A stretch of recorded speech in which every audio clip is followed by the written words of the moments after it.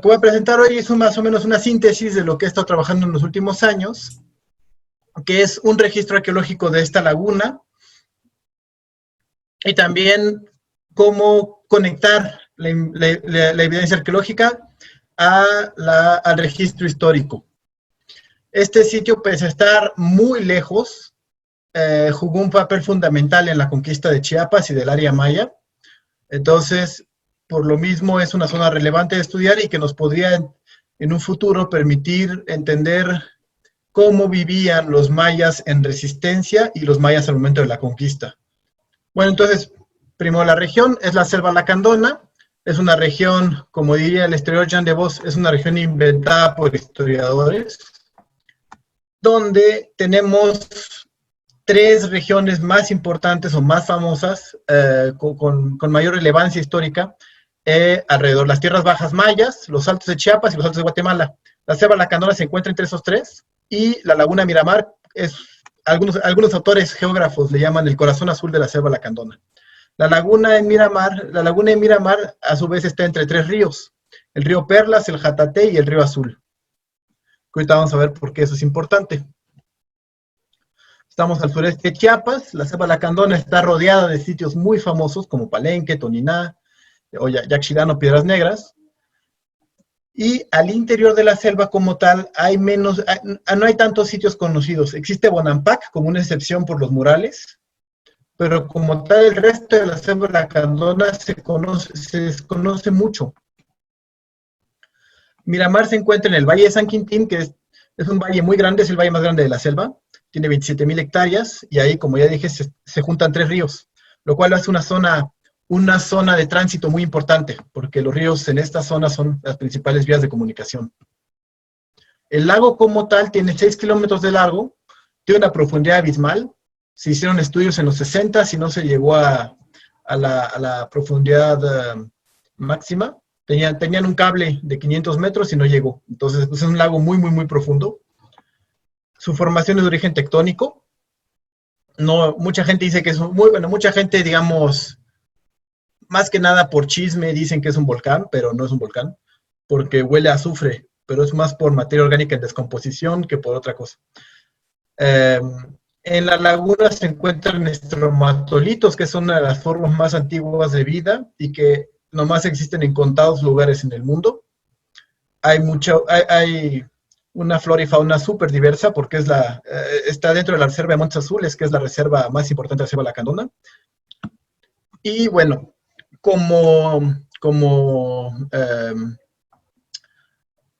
para darnos una idea de la historia prehispánica de la selva lacandona, voy a rápidamente ver los diferentes periodos. El periodo preclásico es el más antiguo de la época prehispánica.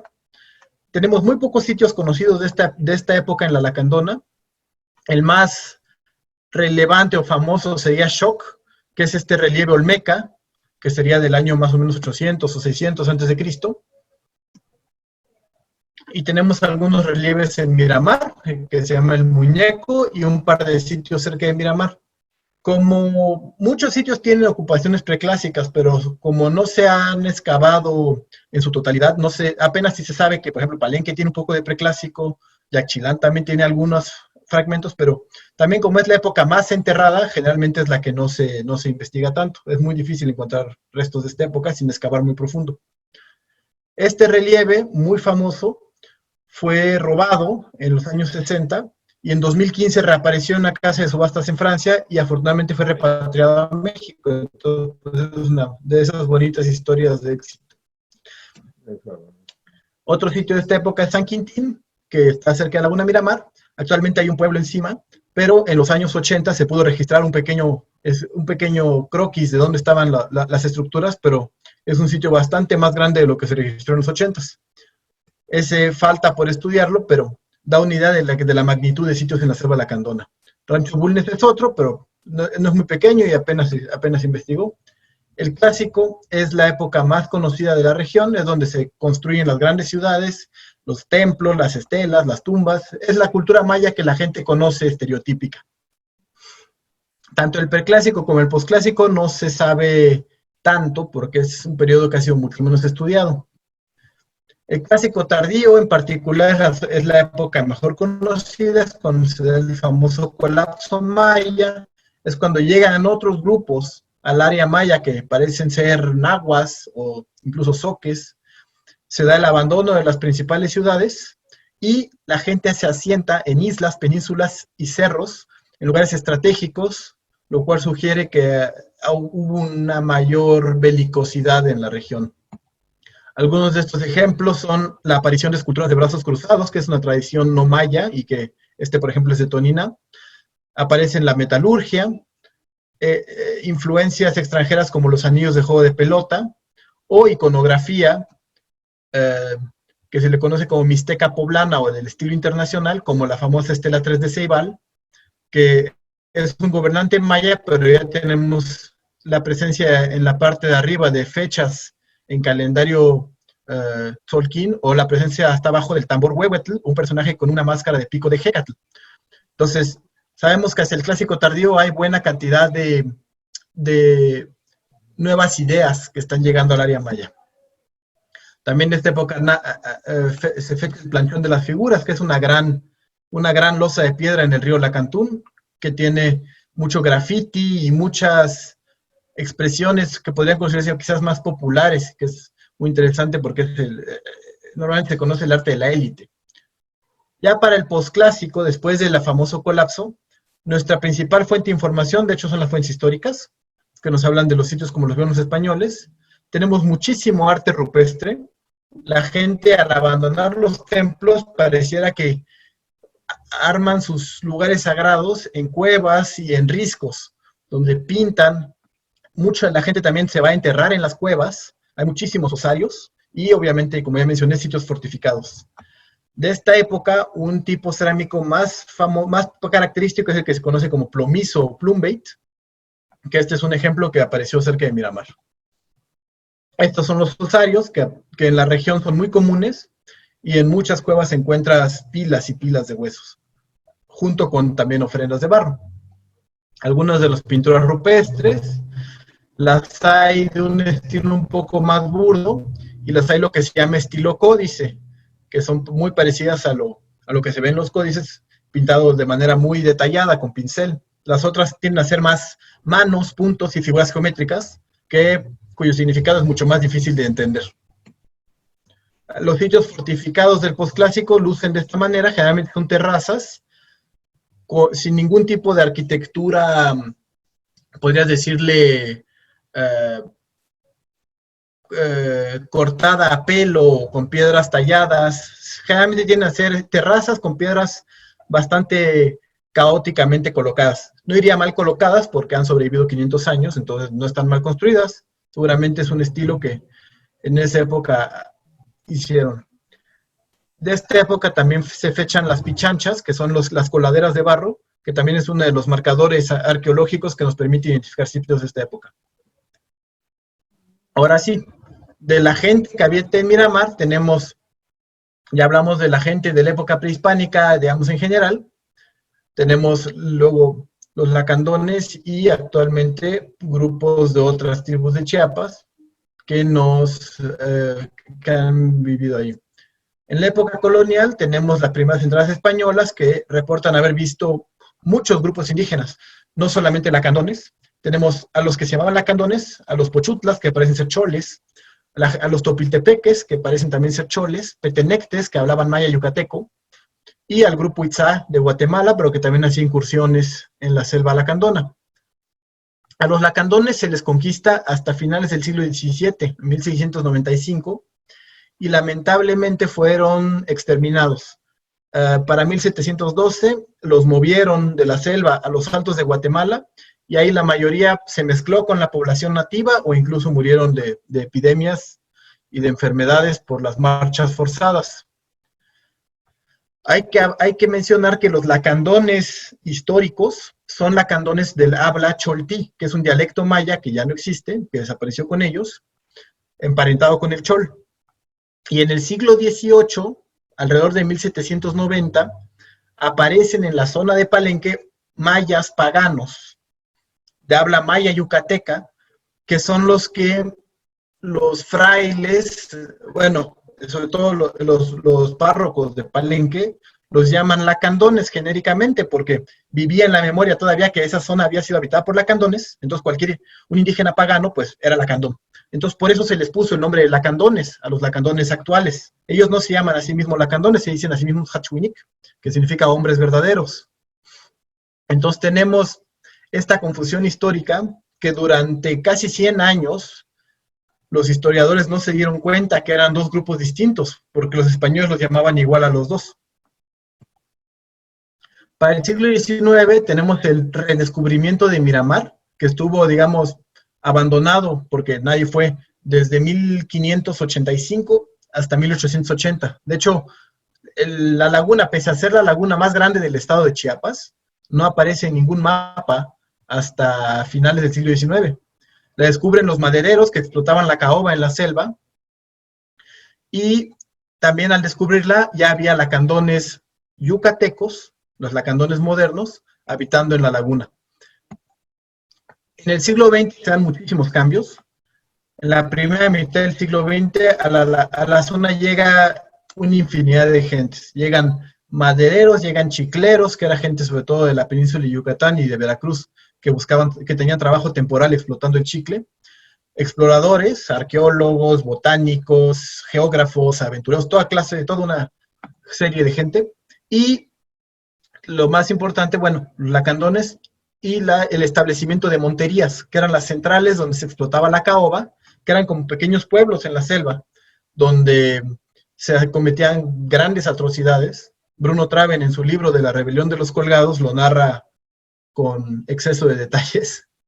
Entonces, también a finales de los años 40 es cuando se abandonan las monterías, porque se prohíbe la explotación de madera en rollo, o sea, tirar madera a los ríos, como se hace actualmente en Canadá, por ejemplo. Entonces eso fue el fin de toda esta economía de la caoba. Bueno, por ahora, porque luego siguió y hoy en día sigue. Durante los años 50 hasta el 88 en Miramar, lo que sabemos es que, bueno, se colonizan la selva, el gobierno le da tierras a la gente por ahí, a la gente que pedía tierras en los altos de Chiapas, y se fundan 5 colonias alrededor de Laguna Miramar, sobre todo de indígenas choles, tzotziles y tzeltales, pero también de gente no indígena y un pequeño grupo de tojolabales. La CFE en 65 construye un campamento junto a la laguna. En el 74 se expropia la región en favor de los lacandones. En el 78, como falló la expropiación, se decreta la reserva de Montes Azules. En estos mismos años, con tanta expropiación, a los ejidos que también se les había garantizado la tierra, empieza a haber roces y las primeras guerrillas. Aquí, de hecho, en Laguna Miramar es donde se funda el primer campamento zapatista, y bueno, se da la deforestación, y en los años 70 también las primeras actividades turísticas en Miramar. Turismo que llegaba en avioneta. Obviamente, el punto de quiebre en la historia de Selva Lacandón es el 94, con el zapatismo. En la región de partir de ahí aparecen ejidos y municipios autónomos. Llega la primera carretera ahí, la primera base militar, que es muy grande. De hecho, la base de San Quintín es considerada entre los militares como una base de castigo. San Quintín, Chiapas, o San Quintín, Baja California, es donde mandan a los cabos que se portan mal, porque estás lejísimos. También es la época del boom turístico después del zapatismo. Es cuando Miramar se crea el centro ecoturístico, y también es la época en la que por primera vez en toda la historia de esta región moderna hay realmente paz. Hay 20 años de estabilidad donde la gente no estuvo, donde la gente que vivía ahí no los llegaron a matar o estaban en contra de su voluntad, que es lo que ha dado bueno, el desarrollo del turismo y cierta calidad de vida de la gente que vive allá, a diferencia de hace 30, 40 años. Ahora sí, en cuanto a arqueología, lo que tenemos en Miramar son varios tipos de sitios. Tenemos sitios monumentales, que son sitios con pirámides, plataformas, escalinatas. Tenemos sitios en terrazas, que solamente son terrazas habitacionales en los cerros, que son difíciles de ver y de explorar. Tenemos sitios en cueva, que eso incluye a los osarios, pero también altares. Tenemos mucho arte rupestre, o sea, pintura en las paredes. Tenemos sitios que son altares, que son literal un ojo de agua donde hay una escultura. Que no alcanza a ser un sitio arqueológico como tal, sino que solamente es un elemento.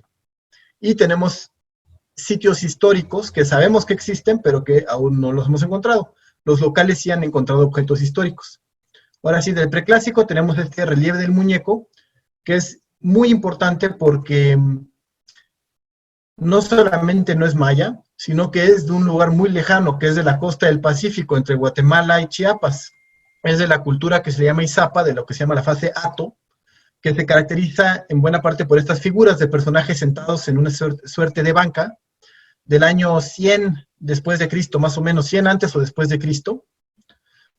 Un elemento característico es el bigote, como podrías decir en el centro de México, como la bigotera de Tlaloc, una espiral, que en el de Miramar se alcanza a ver. La foto es mala porque el original está a 15 metros arriba, en un barranco, entonces tienen que ser fotos con zoom. Como ya mencioné, San Quintín es un sitio muy grande que tiene cantidad de montículos. Actualmente está debajo del pueblo de San Quintín, pero hay algunas estructuras de este sitio que miden 40 por 40 por 20 de alto, son muy grandes. Entonces, es un sitio que algún día se explorará y que dará muchas luces sobre la historia temprana de la selva lacandona. Para el clásico en Miramar tenemos la Isla de los Templos, un sitio llamado Lobol, y varias ofrendas. Entre las más interesantes está esta, que es de la cultura Zoque, que es también muy lejana a Miramar, es de la zona de Tuxtla Gutiérrez, del valle del río Grijalva y del río La Venta, del clásico medio, pues fue encontrada en Miramar en los 30s, ofrendada en una cueva, recolectando agua de las estalactitas, que es como se encuentran en las cuevas del río La Venta. Entonces, que haya un objeto Zoque en contexto de uso en Miramar, te dice que probablemente los Zoques fueron a visitar Miramar, probablemente solamente para dejar ofrendas y para hacer algún tipo de petición. La Isla de los Templos, que es el sitio más famoso, es esta. Este es un croquis del único proyecto que hubo en la zona, donde se identificó como Lacantún, que es la ciudad de los lacandones que los españoles conquistaron en Miramar, bueno, destruyeron. En los 80s así lo llamaron, pero parte de mi investigación es demostrar que de hecho no, que este es un sitio clásico que ya está abandonado al momento de la conquista. Tenemos lajas, escalinatas con alfadas, con un estilo arquitectónico muy parecido al de Toniná, cerca de Ocosingo. Tenemos tumbas que están saqueadas, lamentablemente. Una sí fue encontrada arqueológicamente, que tenía ofrendas de vasijas estucadas, típicamente del clásico tardío. Tenemos una vasija plomiza de un entierro post-abandono, que fue encontrado en una de las plazas. Y tenemos esculturas de brazos cruzados, como las que ya mencionaba del periodo clásico tardío, que en Toniná también hay las mismas, y en la laguna de Miramar también. Tenemos otra de brazos cruzados, que yo encontré la cabeza en la bodega del Museo Nabolón en San Cristóbal de las Casas, que fue reportada en los 70s en esta pequeña fotografía, y pues fue pues un trabajo también de archivo y de colecciones poder localizar la cabeza de esta escultura. Otro de los similitudes en la escultura de Miramar y la de Toniná son las esculturas de estos personajes sostienen una barra ceremonial. Y bueno, tenemos estelas lisas y un altar rectangular que fueron reportados sobre las pirámides de la isla en los años 50. Hoy en día están tiradas, rodadas por saqueadores, pero nos habla de que son probablemente pues, de uso ritual, probablemente eran altares. Otro sitio que tenemos es Lobol, que también tiene el mismo sistema constructivo de lajas que el de Miramar, y es un pequeño sitio de ofrendas, probablemente un pequeño templo en la cima de un cerro cerca de Miramar. Todo esto que les enseño son las fotografías, bueno, son los reportes de trabajos anteriores, porque actualmente la zona es muy conflictiva y a la mayoría de estos sitios no se puede acceder, entonces me tengo que basar en lo que se ha dicho. Yo he podido explorar aproximadamente la mitad de la laguna, por la otra mitad, que es donde está la mayoría de los sitios, no se puede. Para la época postclásica, la mayoría de los sitios se localizan en lugares defensivos, en cuevas, o tenemos pinturas rupestres, que son pues, lugares de ofrendas y de petición. La laguna de la cerámica postclásica viene de la colección Nabolón, de las exploraciones del arqueólogo danés Franz Blom, que exploró ahí en 1950, y sus objetos, todos sus materiales se encontraron en Abolón, pero sin ningún tipo de etiquetado. Yo, basándome en las fotografías y en estudio de las colecciones, he logrado identificar varios de los objetos que tienen en bodega como provenientes de Miramar y de las islas posclásicas. Entonces, como tal, son los únicos fragmentos que tenemos de este sitio. El más importante o interesante, porque nos ayuda a fechar, es un fragmento de incensario que se llama tipo mixteco, que tiene cabeza de ave, y que nos indica una temporalidad por lo menos de posclásico tardío, que es como del 1200, perdón, posclásico temprano. Aquí hay algunos ejemplos comparativos de braseros similares, también de Chiapas, y que es un tipo de cerámica más característico de Oaxaca, que se considera como elemento diagnóstico para identificar, pues, cuestiones foráneas en Chiapas. Para el posclásico estos aparecen mucho y se asocian con la llegada de grupos, ya sea del centro de México, del sur de Veracruz. De esta época es también el dios del agua, que es una escultura que está asociada a un manantial, está en la boca del manantial, y es una pequeña escultura sedente, con un pequeño tocado, quizás de plumas en la espalda, y que también este tipo de esculturas son características, pero más hacia Centroamérica, del periodo posclásico. Los osarios que les comentaba son muchísimos, hay cientos en la laguna, cuevas que están llenas de huesos. Algunos de los reportes y en los diarios de Franz Blom menciona que había huesos hasta la rodilla en las cuevas, que caminaban y iban pisando los huesos de tantos que había, que se hacían polvo en sus pies. Estos 3 cráneos fueron enviados al Museo de Antropología y actualmente están en la bodega, que pues son los únicos huesos de Miramar que tenemos actualmente. Y el arte rupestre que les comentaba es una serie de riscos al norte de la laguna que tienen muchas pinturas.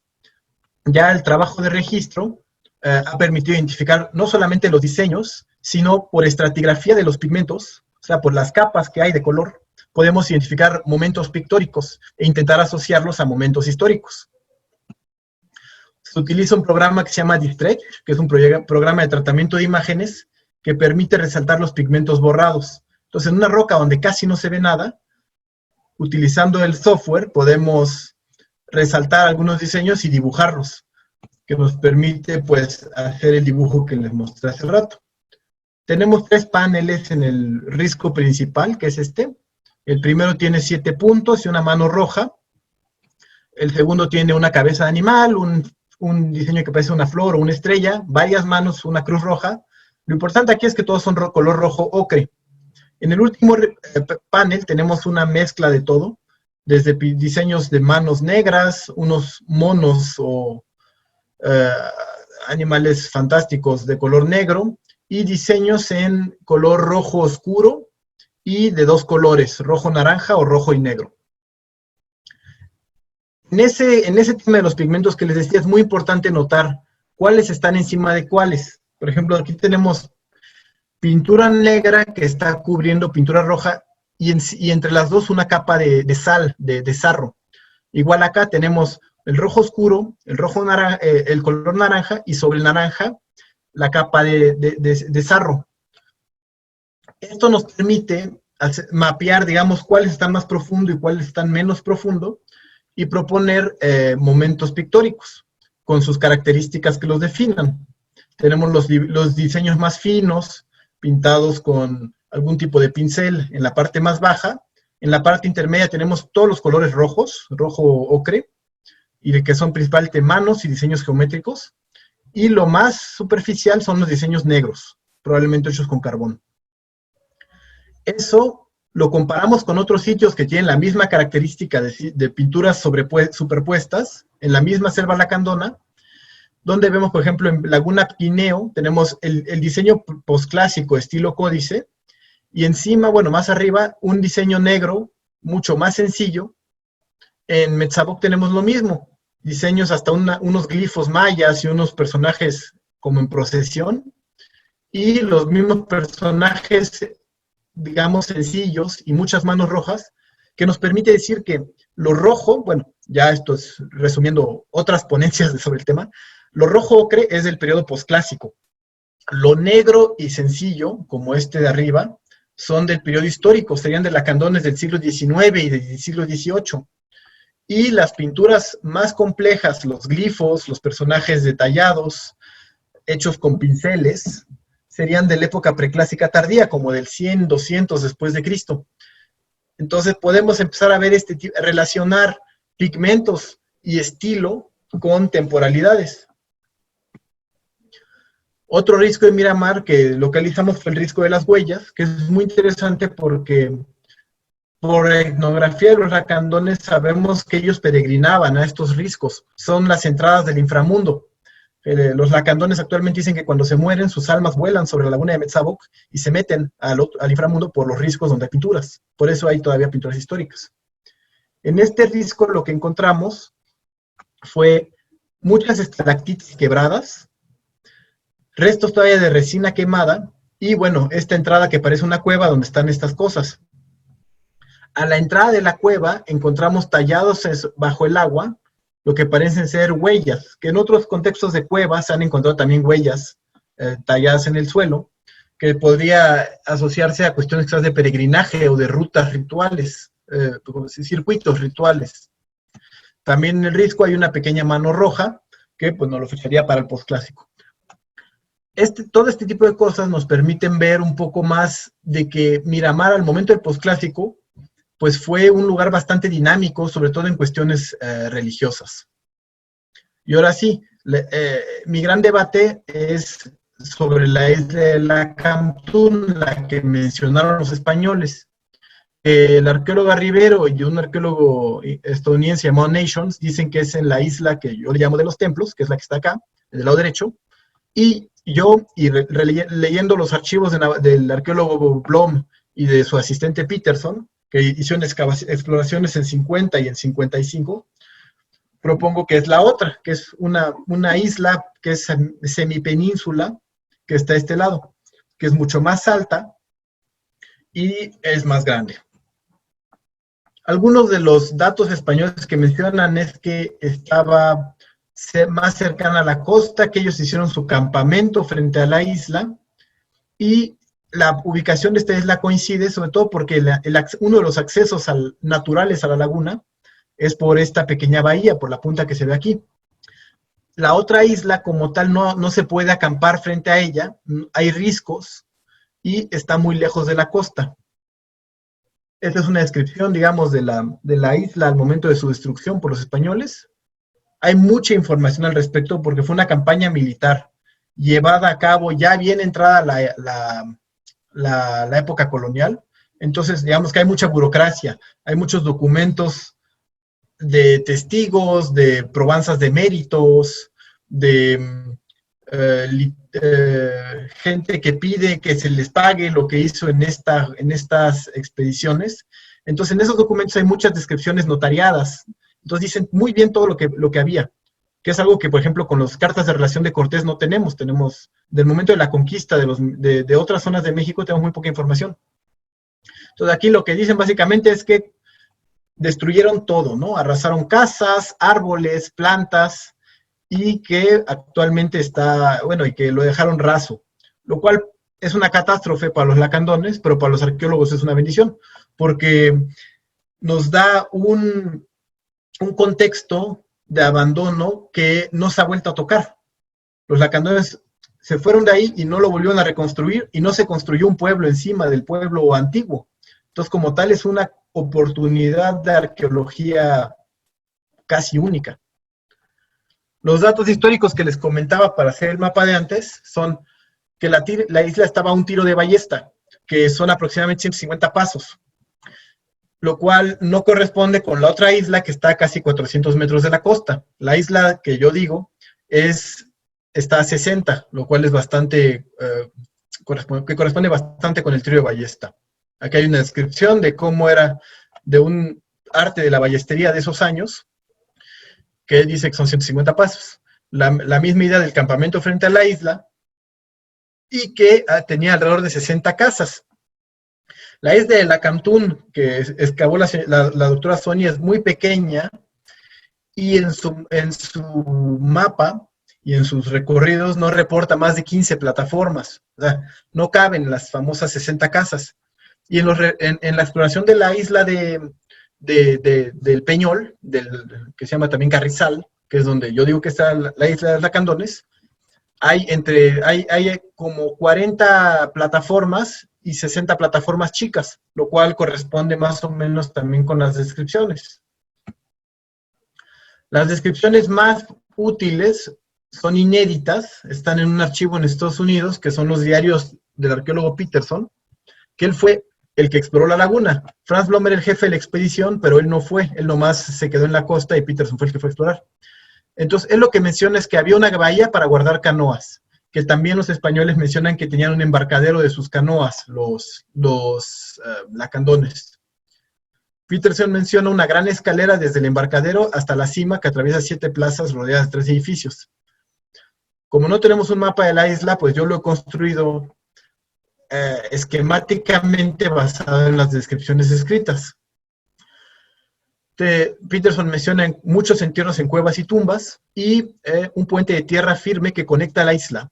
Un puente de tierra que conecta la isla con la tierra firme, que ahorita vamos a ver comparando, esta es una foto de la isla, de las terrazas que se adecuan muy bien a la otra imagen que les mostré de terrazas postclásicas, a este estilo un poco burdo de construcción de piedras sin mucho orden, amontonadas y un poco de todos los tamaños. Estos sitios que les comentaba del puente de tierra son muy importantes porque otros sitios conocidos de la época tienen, como el de Margaritas, están en lagos y tienen puentes de tierra que los conectaban con tierra firme. Otros están en penínsulas también.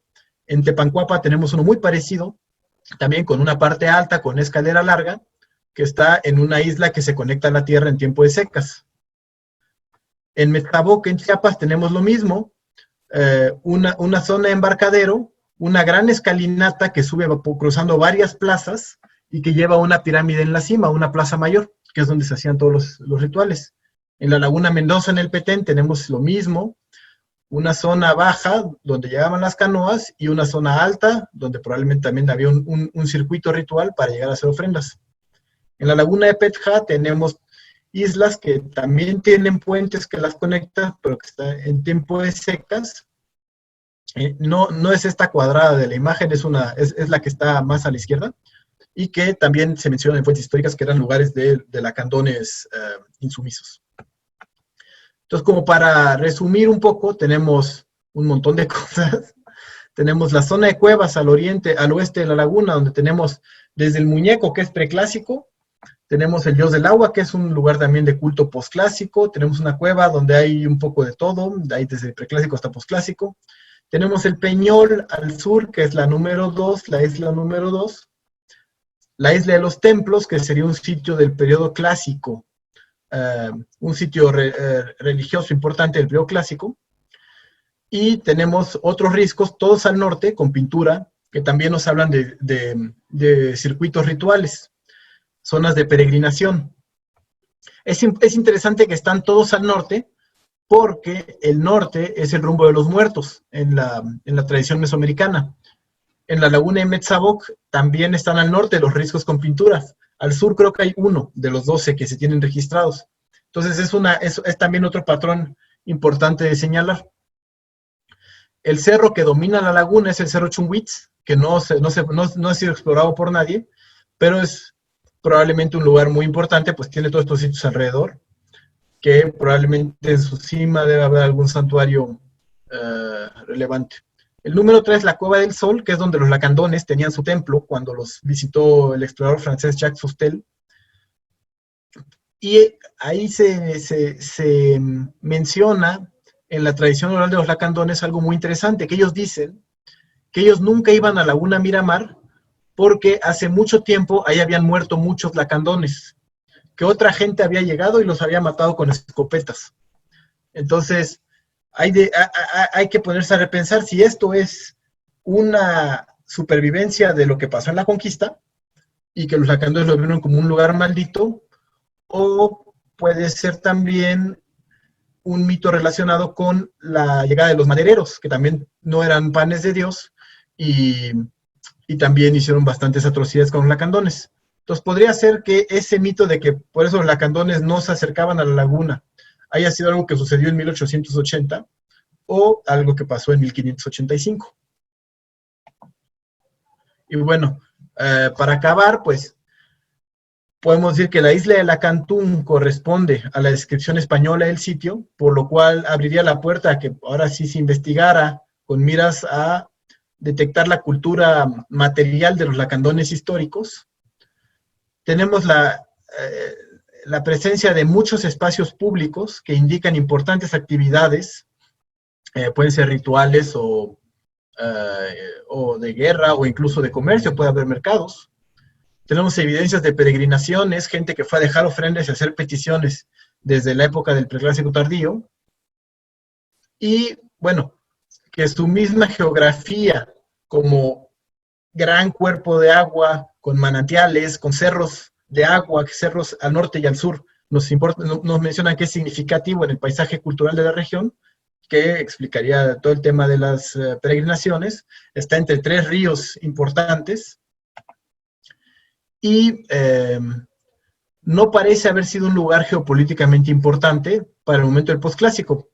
Realmente el poder militar debía estar en Guatemala, en la laguna de Petén Itzá, también en Guatemala. En los altos de Chiapas, los sinacantecos y los chiapanecas eran los que eran bélicos, los que hacían la guerra. Realmente los lacandones eran un grupo bastante aislado, pero pese a ser una zona que militarmente o que no fue una gran ciudad que los españoles mencionaran en sus primeras impresiones de Chiapas, sí fue un lugar religiosamente importante. Tenemos esta evidencia de gente que viene desde 400 kilómetros a dejar una ofrenda en una cueva, particularmente.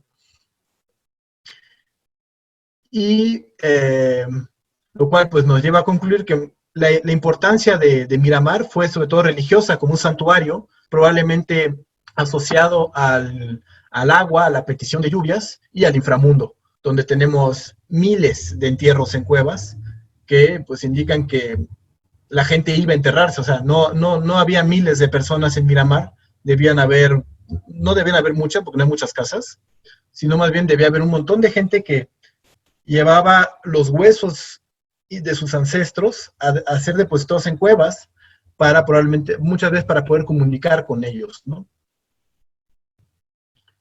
Y pues la isla de Lacantún, pese a no ser muy llamativa, no tiene los templos o las estelas o las esculturas que tiene la otra isla, fue importante más bien como un sitio fortificado. Es así, tiene todas las características: terrazas altas, pocos accesos, estar en una península, que nos indica que su importancia fue ser fortificado.